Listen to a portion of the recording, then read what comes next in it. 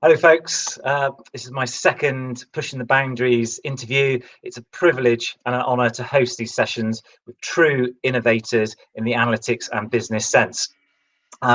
This one means a lot to me. I have a deep passion for creating data-driven cultures in organisations, but this man has a vision that's that big. He's smiling. A vision it stretches the globe, really does. It's a huge movement. And I first met Jordan when I was a Click customer, actually working at Avon Somerset Police. I was asked to present at the time it was called Click's Visualize Your World sort of series.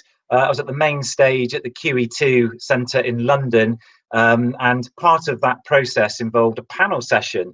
And on came this ball of energy who was really knowledgeable around this vision and ambition around data literacy. And I was got taken back a bit. I thought I had burning passion inside around data literacy, and then appeared this guy called Jordan, and I was hooked. From that point on, buddy, I was hooked. And I've seen the program go from strength to strength, literally, and how it's touching and impacting so many people and organisations. Yeah. And I thought, well, do you know what? It'd be lovely to meet you again. And talk about what are the cool things that are happening to you in your world and where you see the future, etc. So welcome to Pushing the Boundaries, Jordan. Lovely to have you here, buddy. Oh, absolute pleasure, because it's funny you say you were blown away. Same thing. When I watched you did a breakout session there at QE2, and I was like, man, this guy is awesome. I think though, as I look at the camera, I have more white hair now than I did probably back then. But no, man, it was absolutely. It's like match made in heaven. As soon as we were presenting together, talking together, we worked together here at Click. I mean, it's fun to see your passion and to be able to share a few minutes with you today. You're too kind, Jordan, and it's all about you today. But and I'm super pleased to see how well everything's doing. But I think what I want to know a little bit more about. I see your posts on social media about you getting out into the mountains of Utah or wherever it might be next. Absolutely fantastic. It drives my mindset around how you approach the world and how you keep that energy, passion, and dedication to what you're doing. Tell me a bit about you, Jordan. What do you like out there? What floats your boat? Oh man, you're hitting it right on the head there. It's besides data analytics, math, statistics. I mean, I'm as nerdy as they come. I love all that stuff. I'm such a believer that life is meant to be lived, right? And I know people say that, but I truly try and make it happen. You see these posts, these pictures. I'll have people say to me, "Man, I can't believe you did that," and I'm like, "That's just a 2.5-hour drive. Just go for a drive." Turn your TV off, go for a drive. And in a time of isolation, which we're in, the mountains provide a relief. Go hike a little. So for me, I love pushing the boundaries. I love seeing what the human mind is capable of. I think that we tap well below our potential. I like seeing what the human body is capable of, because we tap well below our potential there. I love to, what really drives me is my family. I mean, if in all honestly, like, being in the mountains and all that taps into my love of fitness, which taps into I want to be around and healthy for my family for a long time. It's all these things that life is meant to be lived. Positive vibe, good vibes.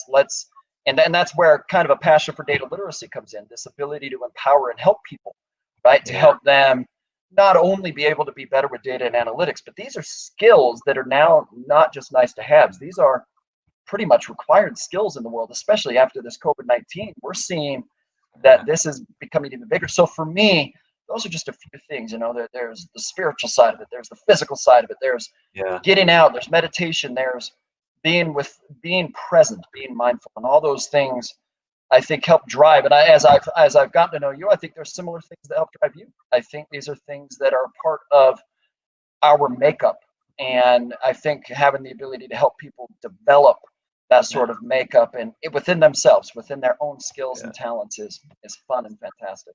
Oh, that's great. It's a great inspiration. And I love seeing the human side of people that work in technology.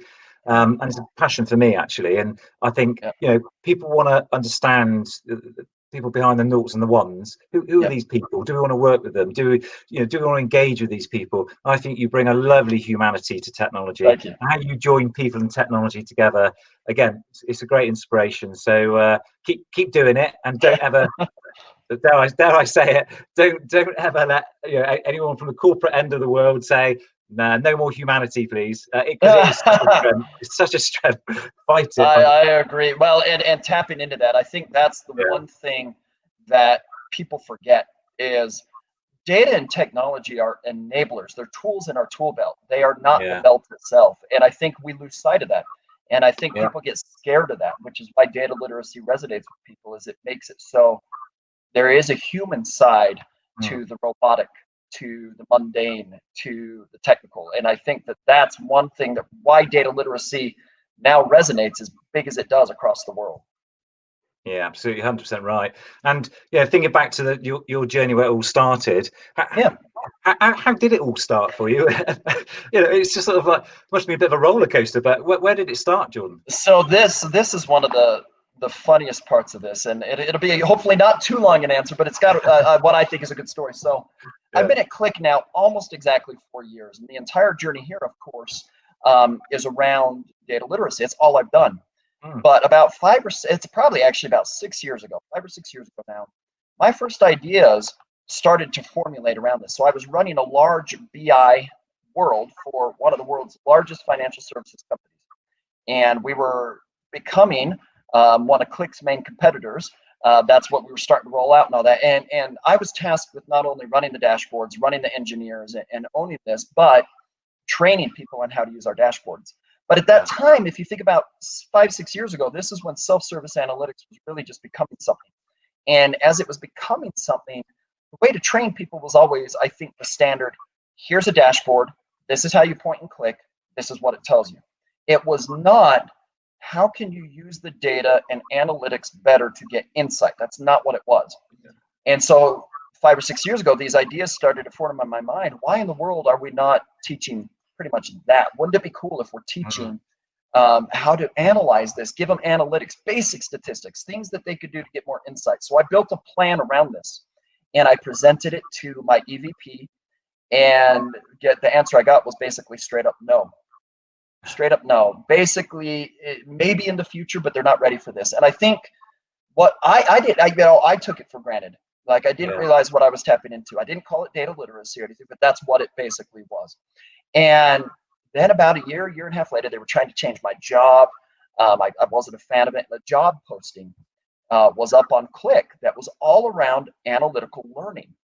And I'm like, this looks a lot like what I was doing. And the hiring leader was Kevin Hannigan, amazing mind in the data literacy space. And basically, I got on the phone, and I remember the first interview. And you remember interviewing with Click. They have a 5-interview process. Right? But I was basically, he told me right in that first interview, you're my man. You're my candidate. This is it. We've got to go through the process, but this is it. And it almost fell through. There was some mix-ups with HR, and there was an issue, an unfortunate, sad issue. One of the HR people got in a car accident. They were okay, I believe, in the end, but it delayed everything. I almost walked away from the job. And then they got someone else to come on, like, no, you're the person. Let's get you in. And then I started rolling with data and analytics. But what people don't realize is, for about the first 10 or 11 months, Kevin and I hid me in my basement. We didn't send out an org announcement telling Click I was there. A few people got wind of that I was there, what I was doing. And the reason was, we determined my things were going to be product agnostic, right? So I wasn't building Click specific learning, but I'm working for Click. This is very different. We decided not to charge anything for my courses, right? They were free to Click customers and non-customers alike. That's different too. So for 10 or 11 months, we hid me in the basement. I started building learning. I started building my thoughts, working with Kevin. And lo and behold, those courses shot to like the top of our popularity in the Click Learning platform. And then I spoke at Connections, my first Connections, and had standing room only at my sessions. And this process, then it was right. I had been working on this 7-8 months. Gartner wrote their first article, came out about the world of data literacy. They found out that I was doing it and that I was a part of this. Sorry, you've got one of my children. I've got 5 kids. It's the background noise. I mean, this is life in quarantine. Yes, it's human, right? And then so Gartner was asking can we talk to this guy? And I don't remember who set up the meeting. And that was about a year into my journey. And I think it surprised them that someone was actually building what they were writing about. And in the end, now data literacy dots the globe and is a part of everything. And so it's really exciting to see this. Hey, can we pause for 1 second? I'm gonna of course, get him some help real quick. Yeah, no worries. Awesome. The bits you don't see on the videos normally, where the main star of the interview disappears off, and kind of says, "Where's the childcare? Who's stolen the childcare for the session?" Oh dear. Let's just hope he comes back. I don't know whether we should leave this in or not. It's quite fun, I guess. Just brilliant. Sorry about that. We have to have disruptions in quarantine. You do, and that's the world, isn't it? It is. Makes me laugh. So, in terms of your journey, then, so great story, by the way. Yeah. Can I add one thing real quick? Yeah. The company that denied data literacy 5 or 6 years ago, guess who reached out to me last year for data literacy help? The same company? Same company. And that kind of was validation, as you can imagine, right? It was, my idea was right originally. And, I don't fault them. No one 5 or 6 years ago. Heck, when I started this 4 years ago, it wasn't around. And now it dots the globe. I've been asked, how did you figure it? I didn't figure anything out. I don't like people saying, how'd you figure this out? I had a nerdy idea, right? I had this idea that not everyone needs to be a data scientist, which is all you were hearing about. Why don't we just empower you with data and analytics? Let's do this. And it worked out. Absolutely. And I think where you see the most successful organizations, that they're using that same cultural enablers of how you're talking that through. So that's a great thing. And what sort of big successes have you seen from all of this over the journey? What key things you're proud of? Oh man, well, one of the things I think, let's talk about some unique ones, and then we can go into some of those that I'm proud of. One of the most unique requests I've had through this journey is I had a university, an engineering university out of Brazil. So you think math, they do calculus, they do all this. And they reached out to me and said, Jordan, can you help us teach calculus differently? I love calculus, so it's like, sure. But they were teaching it like we teach everything else in math. Formulas, right? And not applicability. And so we started to bring context-based learning to it. Another unique one was I had a request, can you speak with the country of Uganda? Okay, is it a company in Uganda? No, it was Uganda. I was meeting with, I don't remember exactly what leaders or who it was that is helping run this country, but I did multiple sessions with them, helping them understand it.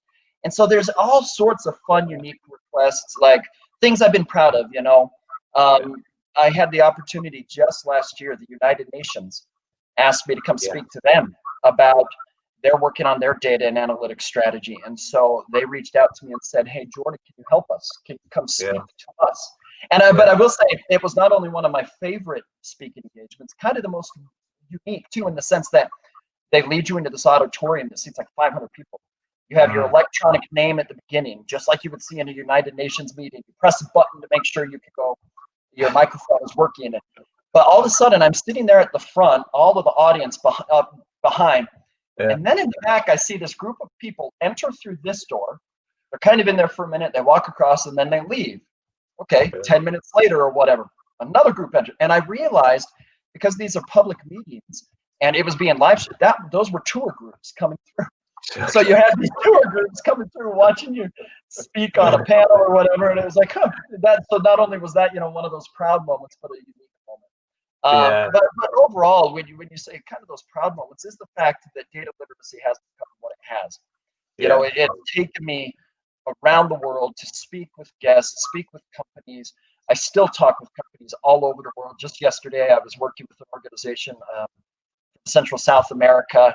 I'm having meetings around the world. I mean, it's the fact that it became what it has. I feel very lucky that that is what it is, and that I was given. I didn't realize this. The nickname, the Godfather of data literacy, and that does make you smile. You know, I'm not a big. I You don't rejected love. it, didn't you? What's that? You rejected it though, didn't you, No, I'm Jordan? totally. I You weren't never. going to take it. I'm okay with it. Like my favorite nickname that someone gave me was Chief Nerd Officer. Right? Yeah. I have a website that titled Chief Nerd Officer. But you know, those are the things. The fact that you can help people understand the Mm, power of data, and I'm as nerdy as they come, Sean. You know yeah. this. I love this stuff. That's why I'm so passionate, probably, about it. But the reality is, when you speak to someone and they say that made a difference, those Yeah. are the little moments that you hold on to. Like speaking at big Yeah. companies, great. When one person can come up to you and say Yeah. that made a difference, I love this. Sold. 100%, Jordan, with you on that. And yeah, I'm one of my mantras, my firm believer, adding value to every single interaction, conversation, whatever you do.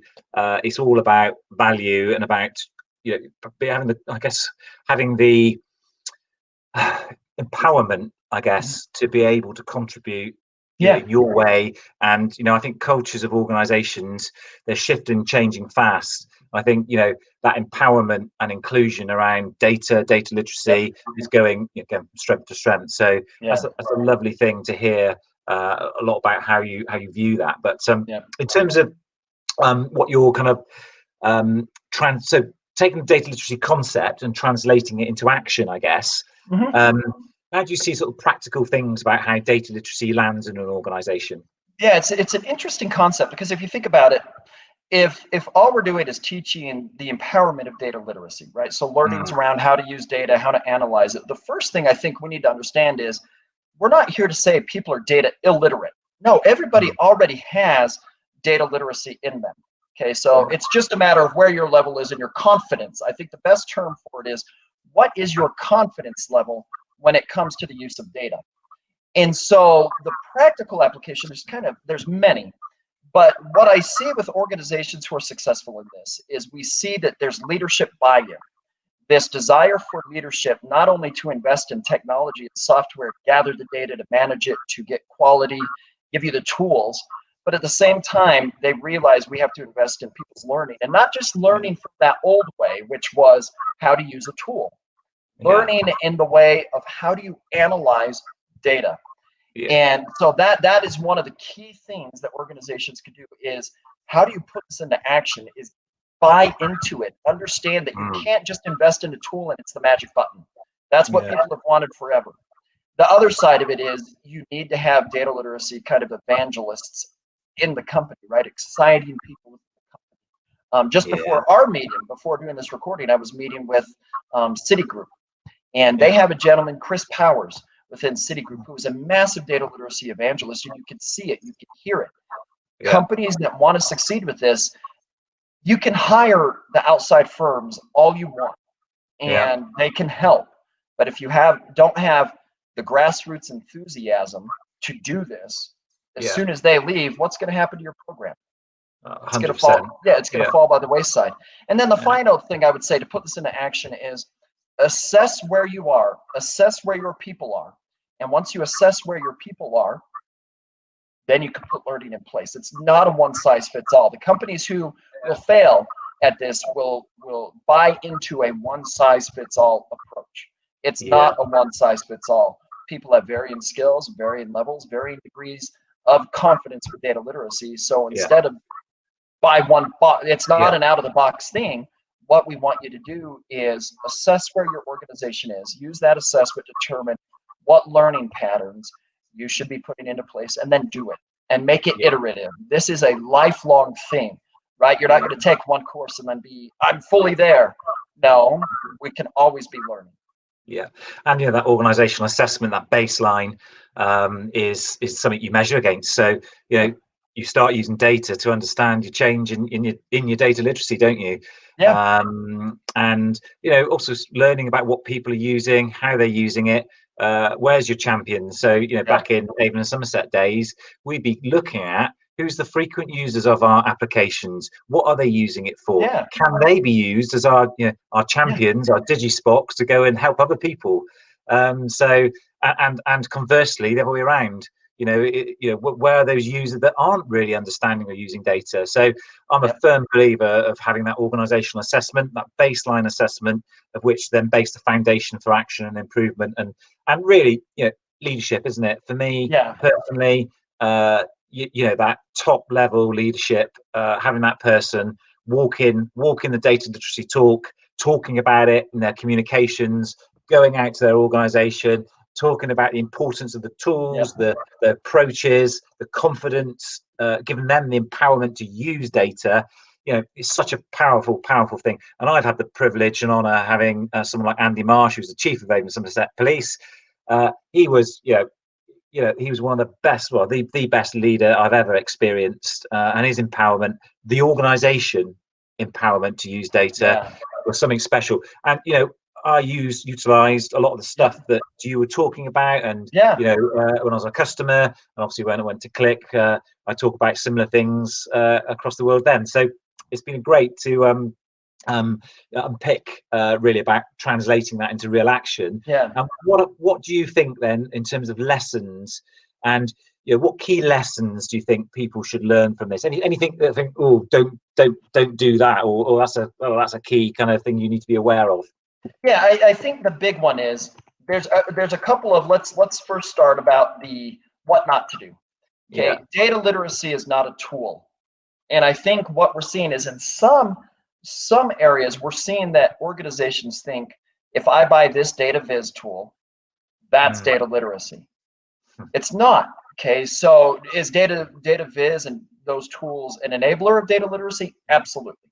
But you can build the prettiest dashboard in the world, the most powerful dashboard in the world, and if your workforce cannot get insight from it because they don't know how, it's useless, 100% useless.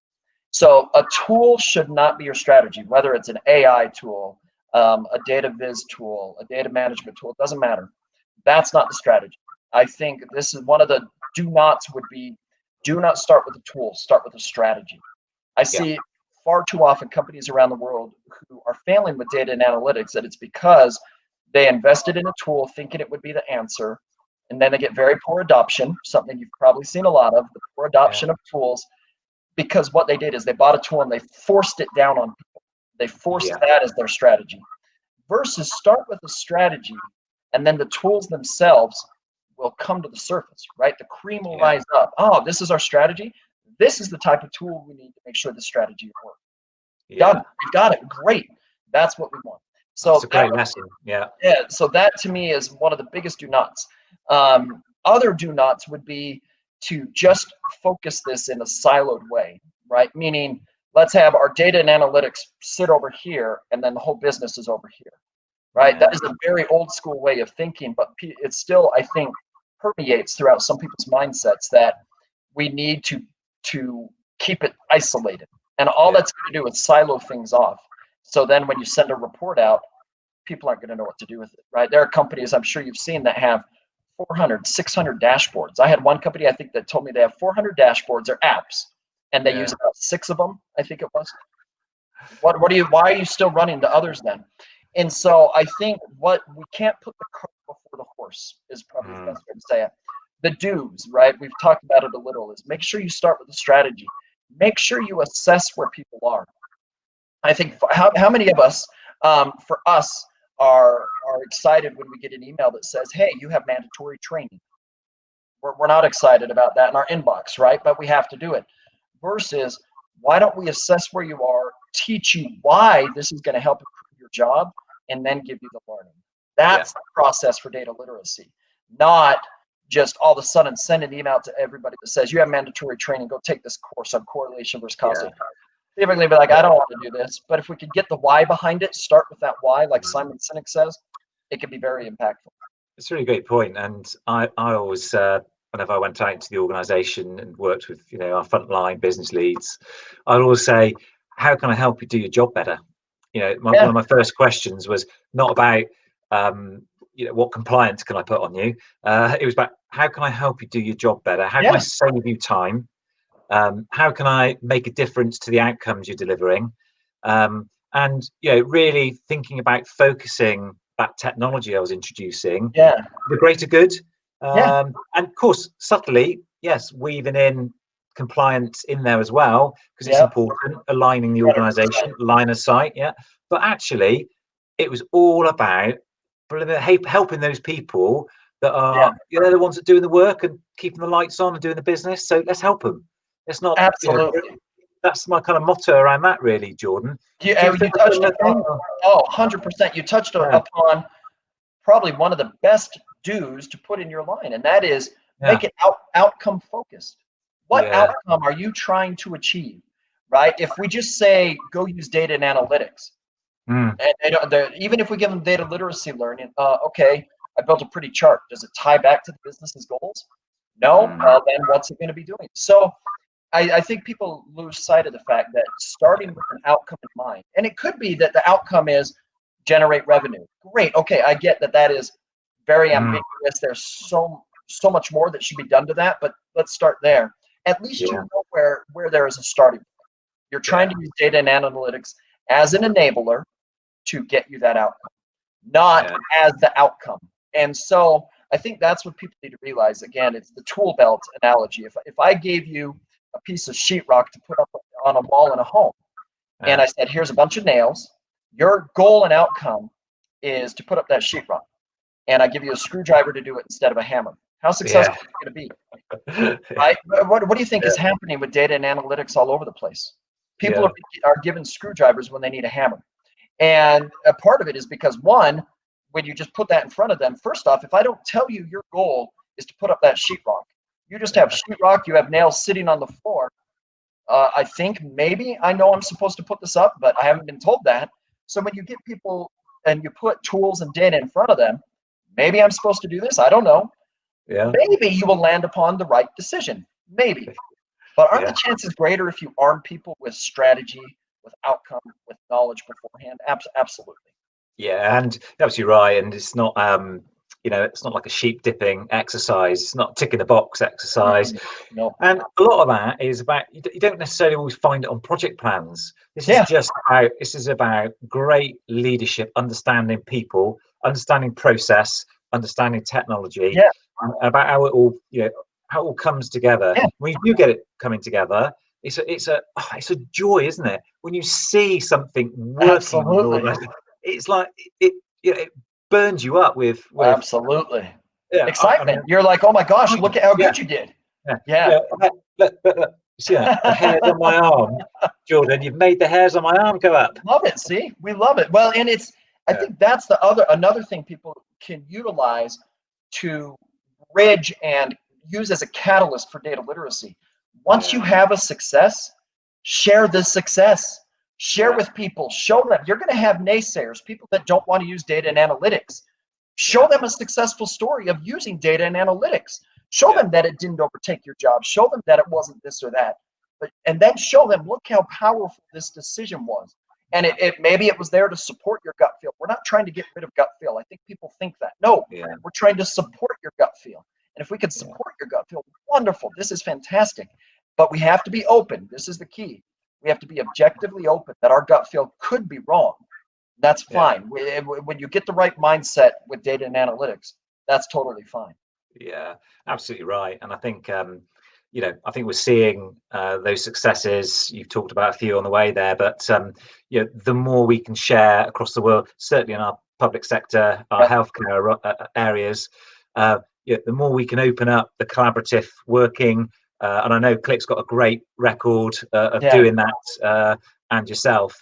And when I was at Click, I'd be the first to try and connect people that's doing something great here with someone who's doing something amazing over there, and just opening the channels to help people learn and share good stuff. Yeah. Bit different with private sector, but Yeah. I still see it happening. Professionals getting together, groups being organised. I know Click organised one a little while ago. I was lucky enough to be on around HR sort of processes, Yeah. different customers, sharing, learning, great stuff. And I think the more we can facilitate that kind of approach, the better, really. Absolutely. Yeah, for sure. And thinking about, let's put our big picture in front of you. Where do you see the future of all of this going? What do you think? I think it's bigger, right? And here's why. Mm, COVID-19 has shocked our system, right? It's upended everything. right? We're sitting in our home offices on a live chat versus being in person, right? Last Friday, I was supposed to, we were trying to get me out to Scotland, not far from me, right, to do a meetup. Yeah. I was supposed to probably be in London, but it has upended so much. But one of the things that it did, I saw an interesting kind of meme out there that said, and I think it was Doug Laney who put it out there. Essentially, it said, who drove your digital transformation? And I'm also going to say, who drove your data transformation? A, your CEO, B, your CTO, C, COVID-19. And the reality is, before COVID-19 hit, companies believed in data and analytics. They were investing in it. They were trying to make it happen. Yeah. But I don't know how many of them had fully jumped in. They were more tipping their toes in. They might be standing knee deep in the pool, testing to see how cold the water was. COVID-19 hit, and data and analytics has been thrown into the spotlight massively, right? I mean, how many models have been put out on COVID-19? And then when one of the leaders, pandemic leaders, I believe one of, if not the top leader for pandemics from the CDC, came out, I don't know how long ago, and said all the models are wrong. And it's not that we're not trying. I think people need to realize wrong does not necessarily mean bad per se. But basically, we don't know the denominator, which is how many people have been infected. But what has happened is data and analytics, data visualizations, models, all of this have been thrown at people. And then decisions are being made on it. And companies are realizing we would have probably been much better off if we had a better grasp on our own data and analytics. Companies are realizing they need data and analytics. Here's a couple examples talking about healthcare. I was interviewed for an article within Forbes magazine, massive company, massive media, right? And it was all about NHS in the UK and the future of pretty much like data and analytics in healthcare post COVID-19, right? Then it was a week later, I had an interview with an Australian journalist whose question was all around what can data literacy do to empower people's resumes after COVID-19? And I would put in front of people that it's not after COVID-19. Let's put very bluntly, it's right now. It's not post COVID-19, it's right now. And data and analytics is being thrust into the spotlight with so many people and organizations. So this is becoming bigger, right? I have had in the last, 3 weeks, some of the biggest companies in the world, whether they're a customer of Click or not, reach out to me and ask for data literacy help. Because these are companies, and I won't mention names because we'll keep that anonymity there, but if you heard these names, you're like, one of them in particular, you would think is one of the world's leading companies in data and analytics, and they probably are, but they're still reaching out for data and analytics or data literacy. And so that's the reality. Where this is going is, like, if you think about, like, Gartner has their high started to go down or flatten, but then with COVID-19, it's going, in my opinion, straight up and maybe even faster again. And I think that's what organizations need to realize, and individuals. Let's take it down to the micro level of individuals. This is a skill that will help you be successful in the economy of the future. The economy is changing based off of COVID-19. Work from home will become more prevalent. Data and analytics will not just be a nice to have, it's a necessity. These skills will make you a more valuable employee no matter where your career takes you. Yeah, absolutely, Joe. It's some wonderful insight there and some great examples. And, I think, just building on that as well, that it allows organizations to do things different to what they used to do, and quickly. So who would, in the UK, for example, talk about the healthcare, you mentioned it then, but we never used to have face-to-face video calls with doctors and such, and all too difficult to do. It's like common practice now, and it introduced really quickly. Absolutely. Morecambe Bay Hospital, maybe one of the key kind of sites you mentioned. Great innovative part of the world up there. Morecambe Bay NHS Trust. They're having real-time data capture, all around their COVID staffing issues. Who's got it? How quarantine period? Absolutely. It's a command center for real-time decision making, etc., etc., etc. And who would have thought that you would be able to do stuff like that? And you're right, it's really shined a light on how important data is, that investment in data, and the ability then to change processes that were culturally very difficult to do, and do it and get on with it. And I think the leaders, the great leaders, are the ones that will seize that opportunity and advantage. And one thing that dovetails right into that, and this is a trend I've had a couple people bring it up to me recently, is I think this will lead to more embedded analytics, more real-time analytics in a person's job, right? Where this real-time data that you're talking about at the hospital, the fact that there's real-time information coming to them, this stresses the importance of data literacy, right? You need the data quality on the back end. You need the back end and the architects to be able to talk with the front end workers to find out what it is they need. Those front end workers need to know how to talk to the back end workers. This data fluency, this conversation, this data literacy. This is, I mean, and I don't say this with hyperbole or because I'm the data literacy guy. I think this is absolutely vital. I think this is a skill and a world that everyone needs to get on board with, so that these things don't fail. The companies that don't embrace this, I don't want to be dogmatic or bad about it, but I don't see them surviving the future economy if they don't embrace data and analytics more. And I think a lot of the people designing the technology talk about build data literacy around your strategy. Actually, build a lot of your technology and your analytics around data literacy strategy. 100%. So rather than think, technology and what do we apply it to? Hold on a minute. Start integrating your technology with how it lands and works in an organization. So you're turning it around the other way, and very much a business-led design sort of focus for analytics and other technology out there is a great way forward. 100%. And in terms of just recognise you're a busy man. You've probably got another 22 different interviews to do, Jordan, after this. But key resources. What's your go-to place if you want people to learn more about what you're doing? The top place, click.com/data literacy. As I said in the beginning, my courses are free. It is not customer centric to Click customers only. In fact, some of these larger companies that are reaching out to me are customers of competitors of ours. And that's great, because our platform, gratefully, is a world leading platform when it comes to data literacy. First to the game. I pride myself that we follow the trends. We build according to what is needed around the world. And go to click.com/data literacy. And then, of course, follow me on LinkedIn. As you're well aware, in fact, when this recording is done, you're exactly right. I go to a different live meeting that I have to present at. I'll be doing a LinkedIn post before that, all around. I did a whole podcast episode on my podcast around data literacy, what it is, like a masterclass on it. And so connect with me on LinkedIn. Follow me on there. Connect with me, because I post all the time about the trends, what we're seeing, the importance, etc.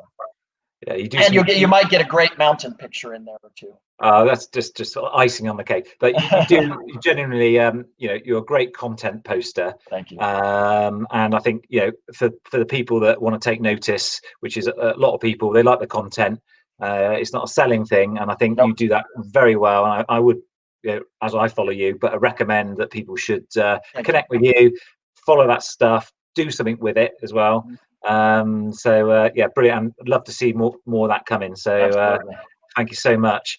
And Jordan, I've got to say, let you get on, but it's been absolute pleasure seeing you, talking to you today, and I'm really looking forward to, at some point, maybe physically holding a beer, having a bit of a chat in the real world again. Exactly. In fact, one of our mutual friends, David Bolton, and you, I basically have said, as soon as I'm in the UK again, which hopefully won't be too long, we're grabbing a bite to eat. There's no doubt of that. Well, give me a shout, because I'd love to join you. Oh, meaning you and David, both of you, not just David. You and David. Sorry. I thought you were just trying to make me jealous, then, Jordan. No. I meant both of you. Sorry. Yeah. Oh, brilliant. Well, thanks, buddy. And I'm gonna stop the recording. And good luck with everything. And Thank thanks you. so much, You too. so much for taking part in this Oh, series, pushing the boundaries. absolutely. My Cheers. pleasure. Cheers.